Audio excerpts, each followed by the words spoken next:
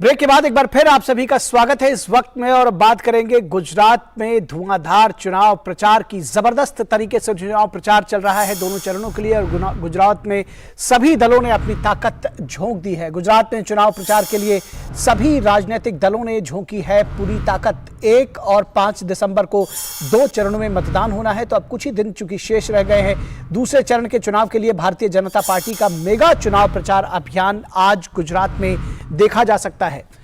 और बीजेपी के प्लान के मुताबिक 3 से 5 हजार लोगों की भीड़ जुटाकर सभाएं आयोजित की जाएंगी। तो केवल 3 से 5 हजार लोगों की भीड़ जुटाकर नुक्कड़ पर हर गांव में हर पंचायत में पहुंचकर इस तरह की सभाएं की जाएंगी। पीएम नरेंद्र मोदी, भाजपा अध्यक्ष जेपी नड्डा, केंद्रीय गृह मंत्री अमित शाह के कई कार्यक्रम लगे हुए हैं गुजरात में इस पूरे दौरान। यूपी के मुख्यमंत्री योगी आदित्यनाथ, महाराष्ट्र के उप मुख्यमंत्री देवेंद्र फडणवीस, असम के मुख्यमंत्री हिमंत बिस्वा शर्मा भी कर रहे हैं प्रचार में केंद्रीय मंत्री पुरुषोत्तम रूपाला, मनसुख मांडविया जैसे बड़े नेता भी शामिल हो रहे हैं। वहीं कांग्रेस की तरफ से राहुल गांधी कर चुके हैं कई रैलियां, कई बड़े नेताओं की जनसभाएं भी हैं। आज मनीष तिवारी की जनसभा भी बताई जा रही है। इसके साथ ही साथ आम आदमी पार्टी की ओर से अरविंद केजरीवाल, भगवंत मान समेत कई नेता कर रहे हैं चुनाव प्रचार। और भगवंत मान आज 3 जगहों पर चुनाव प्रचार कर रहे हैं। इसके साथ ही साथ केजरीवाल और भगवंत मान दोनों की एक जगह पर जनसभा भी हो रही है। साझा चुनाव प्रचार भी कर रहे हैं भगवंत मान और अरविंद केजरीवाल। और इसके साथ ही साथ हम आपको बता दें कि 1 दिसंबर और 5 दिसंबर को वोटिंग होनी है गुजरात में। तो कुल मिलाकर अब जबरदस्त तरीके से चुनाव प्रचार हो रही है और तमाम जो नेता हैं वो दावे प्रतिदावे, बहुत सारे वादे चुनावों में कर रहे हैं। और चुनावों के वक्त कभी नेता वादे करते हैं, कुछ नेता दावे करते हैं, कोई मन की बात कहता है और कई बार कुछ बताते बताते असल सच भी निकल आता है। कांग्रेस नेता इंद्रनील राजगुरु पहले आम आदमी पार्टी गए थे, अब दोबारा कांग्रेस में घर वापसी कर चुके हैं। क्या है इनके दिल की बात, जानिए हमारे संवाददाता शैलेंद्र मिश्र ने। गुजरात के चुनावी सफर में हम मौजूद हैं सौराष्ट्र के राजकोट में। राजकोट यानी सौराष्ट्र का केंद्र बिंदु, और जो भी सौराष्ट्र की राजनीति को समझते हैं, खासतौर पर कांग्रेस की राजनीति को जानते हैं, इंद्रनील राजगुरु को जरूर जानते होंगे। कितने बड़े चेहरे हैं वो राजकोट के, सौराष्ट्र के कांग्रेस की राजनीति में। आज हम उनसे बातचीत करेंगे, हमारे साथ मौजूद हैं। बहुत बहुत स्वागत है इंद्रनील, और जानेंगे कि आखिर वो क्यों गए थे आम आदमी पार्टी में और फिर वापस क्यों आए कांग्रेस पार्टी में। इंद्रनील जी, सभी ये जानना चाहते हैं कि आप जैसा नेता, जो कांग्रेस का एक बड़ा नेता सौराष्ट्र की राजनीति में माना जाता रहा, इस बार भी आप उम्मीदवार हैं। आप अगर 2012 में देखें तो आप विधानसभा चुनाव भी जीते थे। आपका मोह भंग क्यों हुआ था कांग्रेस से और आप आम आदमी पार्टी में क्यों चले गए? मैं कांग्रेस में बोल के गया था कि कांग्रेस ने मुझे बहुत कुछ दिया है, लेकिन कांग्रेस 27 साल से इनको हरा नहीं पा रही है, इसलिए मैं आम आदमी में जा रहा हूँ, ये बोल के गया था। मैं जो आम आदमी आज सोच रही है कि ये बिनभ्रष्ट लोग हैं, ये काम करने वाले लोग हैं, ये सच्चे लोग हैं, बस ऐसा ही कुछ जान मान के मैं आम आदमी में गया था। आम आदमी पार्टी जिस तरह का दिखावा करती है, आप ये कह रहे हैं कि सच्चाई उससे अलग है। यहाँ जाके मैंने देखा कि ये तो एक ही गुरु के दूसरे चेले हैं, उससे भी बड़े झूठे हैं। उसका एक उदाहरण आपको दे दूं कि ये जो ऑपरेशन लोटस हुआ था, वो तो बिल्कुल मेरे सामने बातों ही बातों में बन गया था। केजरीवाल जी ने बोल दिया कि मनीष जाके बोल दो, अभी हमारी प्रेस है कि तुमको आए थे और सीएम बनाना चाहते थे, कुछ करेंगे नहीं, एमएलए लेके आ जाओ, तुम्हें दिल्ली का सीएम बना देंगे, ऐसा बोल दो। और मनीष जी ने बैक ऑफ, यार बॉडी लैंग्वेज भी नहीं बदलती। लेकिन इस बार पूरे गुजरात नाराज है, चाहे वो शहर हो या चाहे कोई गांव हो, सब जगह पे पूरी नाराजगी फैली हुई है कि ये अहम बड़ी ये सरकार जिसमें एक घमंड आ गया, ये घमंड वाली सरकार को हमें बदलना है, ये लोगों ने तय किया है। कांग्रेस की सरकार आ रही है। बहुत बहुत धन्यवाद इंद्रनील राजगुरु। कांग्रेस के बड़े चेहरे हैं सौराष्ट्र में, आम आदमी पार्टी में क्यों गए थे और वापस क्यों आए, इस सब पर बातचीत कर रहे थे और दावा कर रहे थे कि कांग्रेस पार्टी बहुत मजबूती से चुनाव लड़ रही है और एक राजनेता के तौर पर तमाम सारी वो बातें कर रहे थे, लेकिन सबसे महत्वपूर्ण बात जो उन्होंने कही वो आम आदमी पार्टी पर निशाना साधा और कहा कि आम आदमी पार्टी जो कहती है दरअसल उससे उलट वो करती हुई दिखाई देती है और यही वजह है कि वो कांग्रेस में वापस आए हैं। राजकोट से कैमरामैन संजय जैना के साथ मैं शैलेंद्र मिश्र, डीडी न्यूज।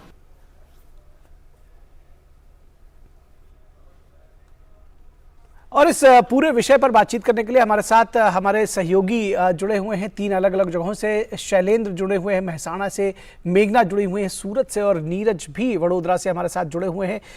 और अगर हम शुरुआत मेघना से शुरू करें, मेघना, किस तरह का चुनाव प्रचार चल रहा है? क्योंकि ये कहा जा रहा है कि बीजेपी जो है वो कहीं ना कहीं चुनाव प्रचार में एज ले रही है और साथ ही साथ जो दूसरे दल हैं वो भी लगातार कहीं ना कहीं मुद्दों को गरमाने की, उठाने की कोशिश कर रहे हैं।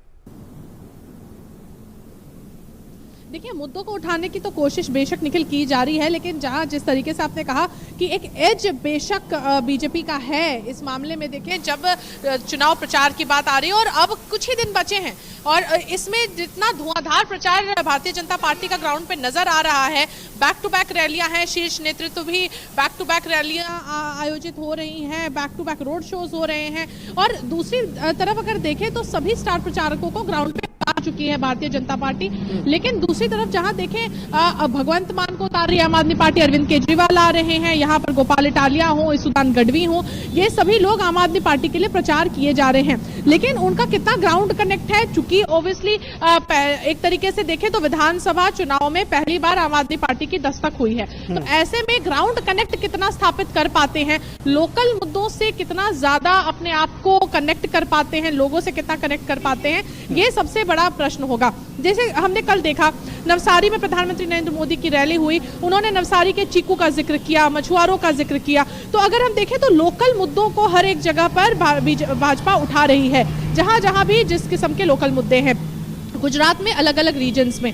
और दूसरी तरफ अगर देखें निखिल तो बयानबाजी का भी दौर लगातार जारी है और हर बार की तरह इस बार भी थोड़ा नजर आया कि किस तरीके से लापरवाही बयानबाजी के कारण कांग्रेस को एक तरीके से ये एक चीज कांग्रेस को पहले भी नुकसान कर चुकी है और ये नजर आ रहा है कि ये लापरवाह बयानबाजी के कारण जो वॉर ऑफ वर्ड्स है उसमें कांग्रेस एक बैकफुट पे आती नजर आ रही है। चूंकि कल ही प्रधानमंत्री नरेंद्र मोदी ने कहा कि किस तरीके से औकात की बात कांग्रेस कर रही है। ये सारे मुद्दे लगातार हम चर्चा में बना हुआ है, ये सारे मुद्दे लगातार चर्चा में बने हुए हैं।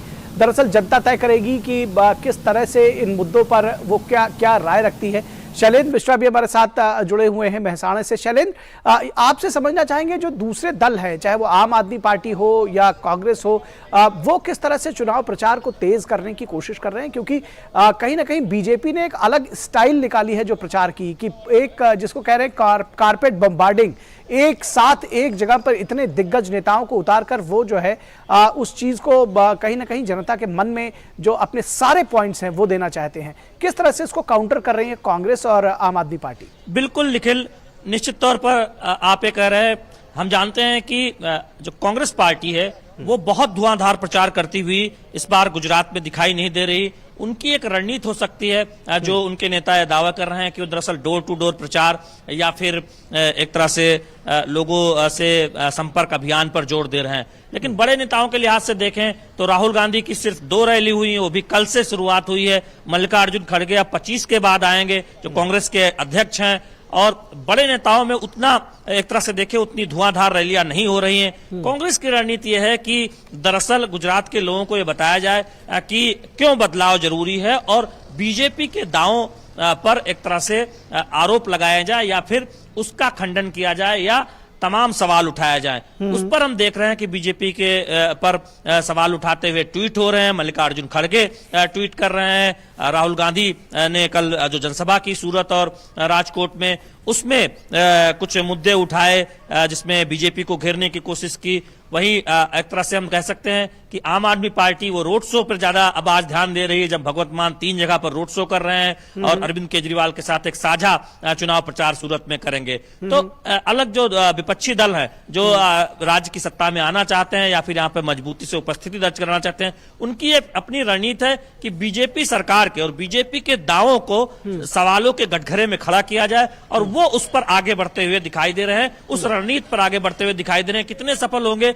ये तो नतीजे बताएंगे, लेकिन ये हम जानते हैं कि जो आरोप लगा रहे हैं वो उसका जबरदस्त तरीके से एक जवाब हम देख रहे हैं कि बीजेपी की तरफ से दिया जा रहा है तथ्यों के साथ। और बीजेपी ये कह रही है कि विकास पर इनके पास पूछने को कुछ नहीं है, सिर्फ आरोप लगाना काम है, सिर्फ कुछ तथ्य रखते हैं जो बिना किसी सबूत के होते हैं, बिना किसी तथ्य के होते हैं। जबकि बीजेपी विकास की बात करती है, 27 सालों में जो गुजरात बना है उसकी बात करती है। तो हम इस तरह से चुनाव प्रचार को आगे बढ़ता हुआ देख रहे हैं। जी चलिए नीरज से समझते हैं। नीरज वडोदरा में मौजूद है। नीरज, किस तरह से ये मुद्दे जनता ले रही है? जैसा शैलेंद्र बता रहे हैं कि कई बार विकास के मुद्दे की बात करती तो है पार्टियां, लेकिन दरअसल असल मुद्दे से भटक जाती है। आरोप प्रत्यारोप में कहीं ना कहीं वो मुद्दे भटक जाते हैं। किस तरह से पब्लिक ले रही है इन सारे मुद्दों को, और कौन से प्रमुख मुद्दे हैं जो जनता के सामने दरअसल जो जनता के मुद्दे हैं?